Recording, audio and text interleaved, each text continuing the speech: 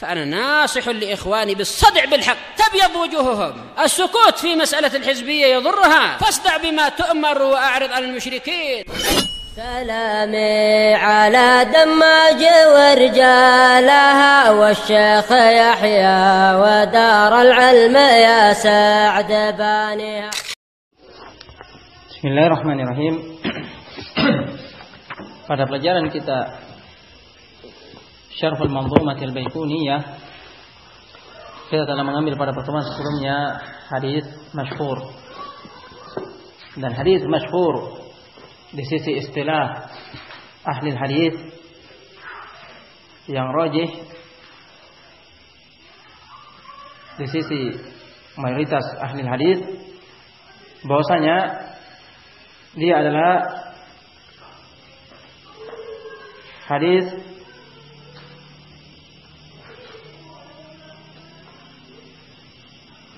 yang aqallu tabaqah min tabaqatihi salasatun ma rawahu salasatun fi aqalli tabaqah min tabaqati sanad, yaitu hadis yang diriwayatkan oleh 3 pada minimal dari jumlah pada tingkatan sanad. Nah, jadi minimal 3 ada di antara atau yang paling sedikit dari perawinya pada setiap tabaqat itu 3.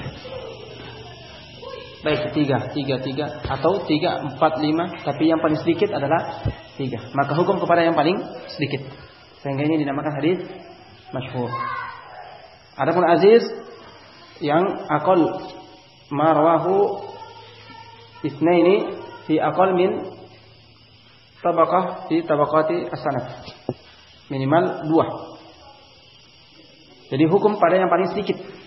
Apabila yang minimal dari yang paling sedikit dari perawi daripada setiap tingkatan-tingkatan sanad ini adalah 2, ada 3, ada 4 atau lebih, maka hukum pada yang paling sedikit, maka dia adalah hadis al-aziz. Ini hadis masyhur di sisi istilah ahli hadis. Dan ada di sana masyhur ghairu istilahi, masyhur yang tidak atau selain istilah ahli hadis. Dan di antara yang memberikan definisi akan masyhur ini adalah wa huwa alladhi yashtahiru 'inda fi'atin minan nas aw fi jilin min ajyal li dawa'in mu'ayyanah. Qad takunu ahadits mushtahira 'ala alsinatin nas wa laysa laha aslun aw sanad, wa qad takunu sahihah aw mutawatirah. Qad takunu sahihatan aw mutawatiratan. Dia adalah hadis yang masyhur, yang terkenal di sisi sekelompok manusia atau pada generasi dari generasi karena suatu sebab tertentu. Dan hadis masyhur ini yang ghairu istilahi bisa jadi hadis-hadis yang sering diucapkan di lisan-lisan manusia, tapi tidak memiliki asal atau sanad sama sekali. Dan terkadang dia adalah hadis yang sahih atau hadis yang mutawatir, sebagaimana telah lewat penjelasannya. Seperti yang disebutkan oleh Imam As-Sakhawi fi Maqasidil Hasanah fi mashtahara ala al-sinah. Nah, tapi yang menjadi pembahasan dalam ilmu mustalah hadis adalah masyhur al-istilah, yaitu yang minimal pada setiap tabaqah sanadnya itu 3. Pembahasan berikutnya adalah al-hadis al-mu'an'an. Hadis al-mu'an'an. Secara bahasa al-mu'an'an ay ismul maf'ul bermakna qaulur rawi an. Dia adalah isim maf'ul. Isim maf'ul yang maknanya ucapan perawi an, yaitu dari. Nah, adapun secara istilah huwa riwayatul hadits bi lafdhi an bi ghairi bayan at-tahdits was sima'. Dia adalah periwayatan hadis dengan lafaz an fulan. Nah, misalnya an Syu'bah, an Syu'bah, atau an Muhammad ibn Sirin, an Qatadah, dan seterusnya. Ini maknanya. Hadis yang mu'an'an yaitu yang menyebutkan ketika menyampaikan hadisnya dengan an, dari.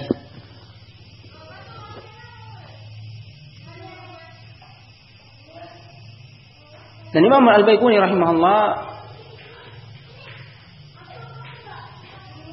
menjelaskan dan mendatangkan hadis ini dalam manzumahnya dengan ucapannya mu'an'anun ka'an Sa'idin an Karam.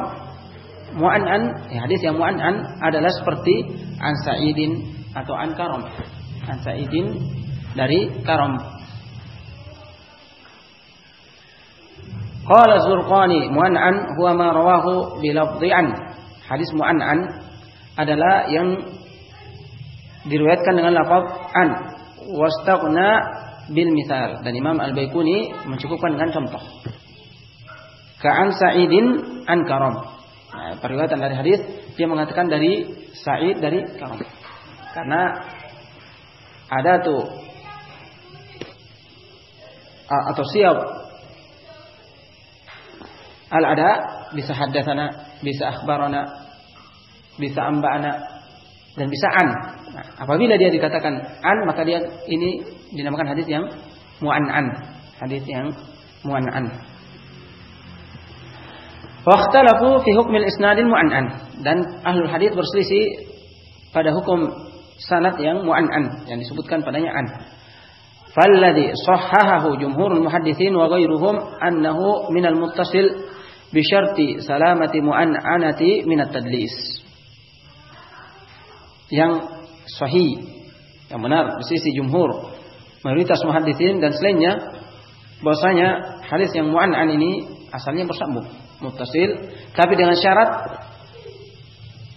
salamatul mu'an'anati, yaitu selamatnya hadis mu'an'an ini dari mudallis, dari al-mudallis. Dan makna al-mudallis al-khafa, sesuatu yang tersembunyi. Maknanya dia sebagaimana akan datang pada pembahasan tadlis, pembahasan hadis al-mudallas. Nah, yaitu dia ada beberapa bentuk, dan diantaranya apabila dia mengatakan an dari orang yang dia dengar darinya, tapi pada periwayatannya terhadap hadis ini dia tidak mendengar langsung darinya. Dia tidak mendengar langsung darinya, tapi ada di situ perantara. Dan biasanya perantara ini adalah perantara yang dia tidak ingin sebutkan karena bisa jadi sebab tidak diterimanya hadis itu. Sehingga dia mengatakan an fulan langsung. Dan dengan mengucapkan demikian dia tidak dusta. Tapi kalau dia mengatakan haddatsana fulan, ini dusta. Maka dia pakai cara seperti ini. Dia hiasi dan mengatakan an fulan dari gurunya yang dia dengar, tapi hadis itu dia tidak dengar langsung, tapi dengan perantara yang dia tidak ridhoi, baik dia itu dhaif atau lemah hadisnya, tapi dia sembunyikan dan mengatakan dari fulan. Memang benar ucapan ini bukan dusta, nah tapi menutupi cacat dari sanadnya.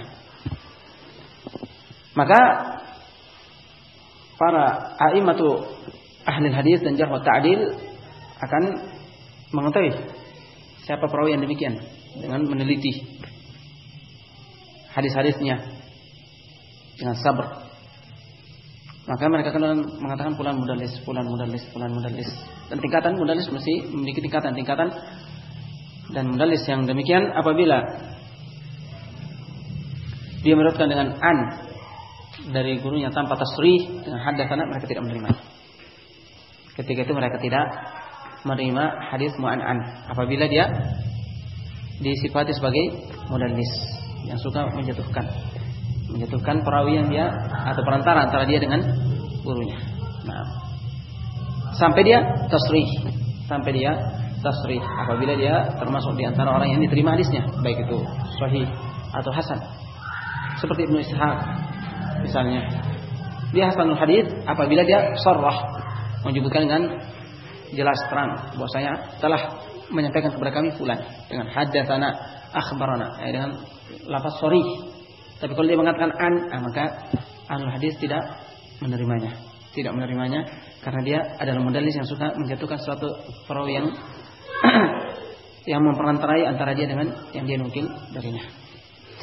Akan datang lebih rinci insyaallah pada pembahasan hadis tadlis. Asyahid bahwasanya apabila hadis mu'an'an selama yang menukilnya bukan dari mudallis, maka asalnya hadisnya diterima. Nah, selama bukan dari mudallis dan perawinya semuanya thiqat atau hasanul hadis. Wa yushtaratu thubutu mulaqatihi mimman rawahu anhu bil an'anah ala ma dhahaba ilayhi al-Bukhari wa shaykhuhu Ibnu al-Madini wa ghairuhuma min a'immatil hadis. Dan disyaratkan thubut al-mulaqah, disyaratkan dia betul pernah bertemu dengannya,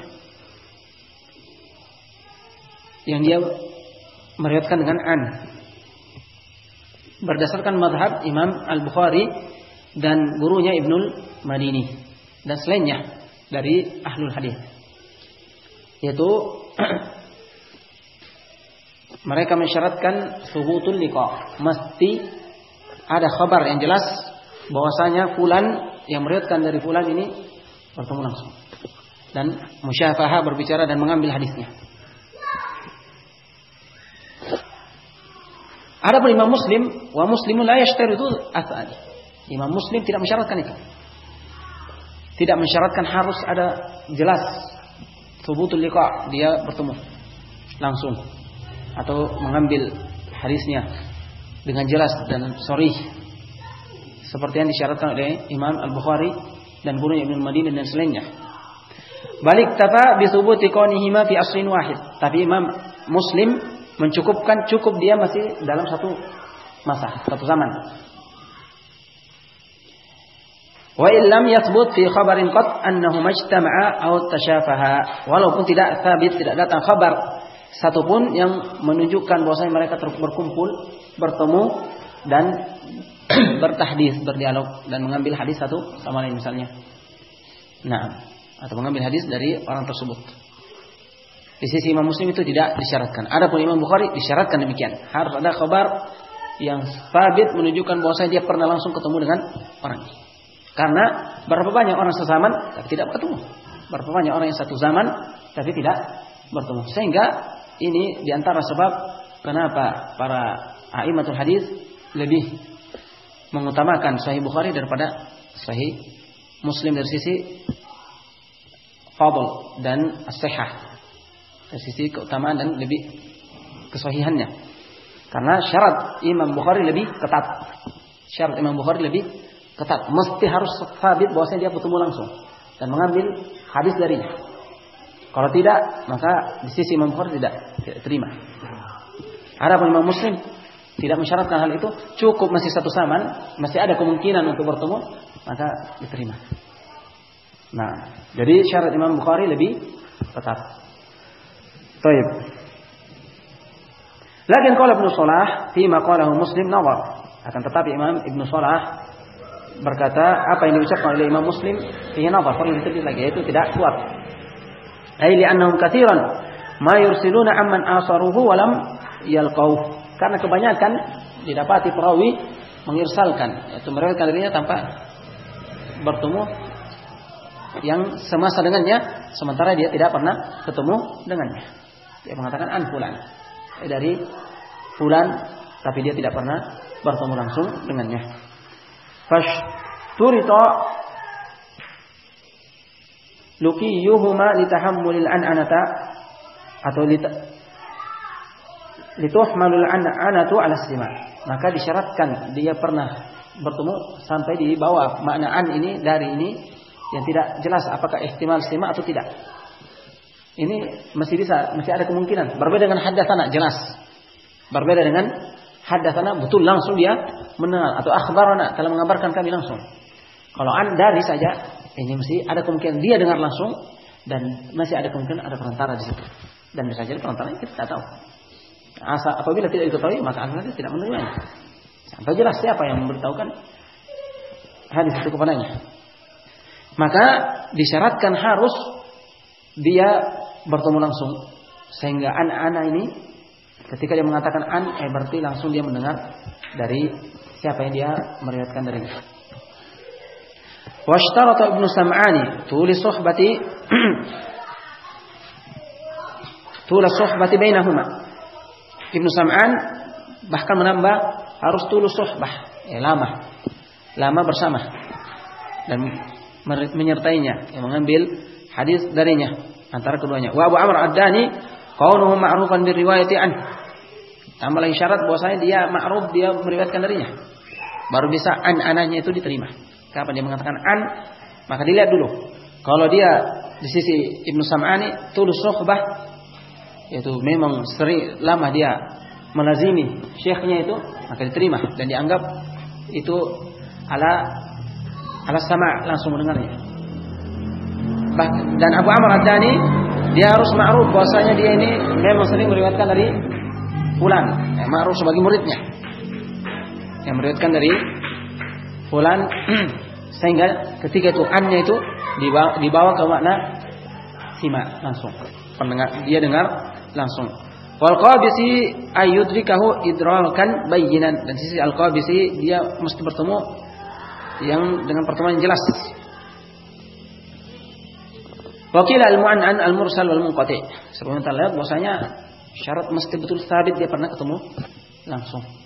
Nah, pernah ketemu langsung, dan ini adalah mazhab Imam Al-Bukhari dan gurunya Ibnu Madini dan selainnya dari a'immatul hadis, dan ini yang lebih kuat. Wakil al-mu'an'an al-mursal wal munqati. Wa illam yakun rawihi mudallisan hatta yadhhar ittisaluhu bimaji'ihi min tariqin akhar annahu sami'ahu minhu. Dan ada yang mengatakan dari mereka, dari ulama, ada yang mengatakan, dan apabila katakan kila itu bermakna tamrid, yaitu mengatakan isyarat bahwasanya pendapatnya lemah. Kila, ada yang mengatakan ini sighatu tamrid, itu isyarat bahwasanya pendapat ini lemah. Wakila bahwasanya al-mu'an'an itu adalah hadis yang mursal dan munqati, terputus, tidak terima. Walaupun perawinya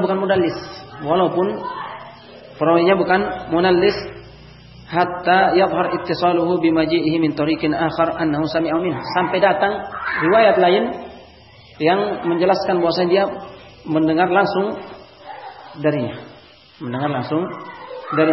Li'anna an la tush'ir bi syai'in min anwa'it tahammul, karena an tidak memberikan makna sedikit pun dari jenis at-tahammul. Tahammul itu mengambil hadisnya. Qala an-Nawawi wa hadha mardudun bi ijma'i salaf. Berkata Imam An-Nawawi, dan ini mardud, tertolak berdasarkan ijma' para salaf. Intaha. Nah, berdasarkan ijma' salaf ini tertolak. Jadi kesimpulannya, hadis al-mu'an'an itu apabila perawinya mengatakan dari, dan lafaz ini la yufidu at-tahdits wa istima', tidak memberikan makna terang-terangan dia langsung mendengar dari siapa yang dia meriwayatkan darinya.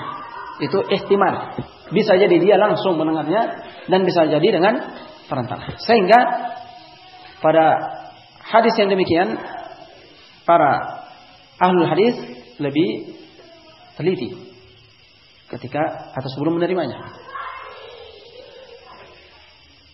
Sehingga Imam Al-Bukhari memberikan syarat harus sabit, betul-betul dia pernah bertemu dengan siapa yang dia meriwayatkan darinya. Dan dia thiqah atau hasanul hadis, baru bisa dibawa ke makna as-sima', bahwasanya dia mendengar langsung. Kalau tidak, maka tidak diterima. Demikian apabila dia mudallis, yang dikenal suka menjatuhkan perantara dari yang dia meriwayatkan darinya, maka ini juga tidak diterima. tidak diterima, itu asalnya. Akan datang perinciannya pada pembahasan hadis al-mudallas. Dan ada Imam Muslim, maka dia tidak mensyaratkan harus sabit bahwasanya dia langsung telah bertemu langsung, tapi cukup bahwasanya itu masih satu zaman yang ada kemungkinan dia bisa bertemu dengannya, masih bisa ketemu. Namun ini lemah sebagaimana telah lewat karena berapa banyak dari perawi yang sesaman tapi dia tidak bertemu dengannya dan meriwayatkan darinya dengan an, sementara dia tidak bertemu dengannya. Baik. Masih ada sedikit perincian di sini bahwasanya hukum hadis al-mu'an'an dan dia terbagi menjadi 4. Insyaallah kita akan lanjutkan pada pertemuan berikutnya karena waktu telah sempit.